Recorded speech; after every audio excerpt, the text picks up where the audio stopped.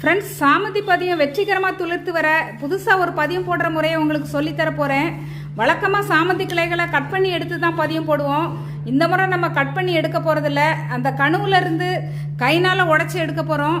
ஈஸியாக இந்த மாதிரி உடஞ்சி வந்துடும். இதை அப்படியே ஒரு மணி நேரம் தண்ணியில் போடணும். இந்த கிளைகளை தண்ணியில் போடும்போது தான் நல்லா ஃப்ரெஷ்ஷாகி வாடாமல் நல்லா வேர் பிடிச்சி வரும். பதியம் போட தனி ஆத்து மண் இருந்தாலும் எடுத்துக்கலாம். அப்படி இல்லைன்னா செடி வளர்க்க தயாரிக்கிற சாதாரண மண் கலவையே போதும். தொட்டி கொஞ்சம் நிழல் பாங்கான இடத்துல இருக்கிற மாதிரி பார்த்துக்கிடணும். தொட்டிக்கு ஹோல்ஸ் நல்லா இருக்கணும். அப்போ தான் நம்ம ஊற்றுற தண்ணி வெளியேறும்.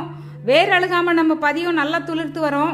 இந்த மாதிரி ஹோல்ஸ் போட்டுக்கிட்டு அந்த கிளைகளை வச்சு நல்லா டைட் பண்ணி விடணும். இதே முறையில் நான் ஜாதி மல்லிகைப்பூ கூட பதியம் போட்டு ரீசெண்டாக நான் வீடியோ கொடுத்துருக்கேன். அதோட லிங்கை ஃபர்ஸ்ட் கமெண்ட்டில் பின் பண்ணுறேன். இப்போ நம்ம பதியம் போட ஆரம்பித்தாதான் நம்ம சாமந்தி செடி நல்லா வளர்ந்து சீசனில் பூக்கிறதுக்கு சரியாக இருக்கும். நன்றி.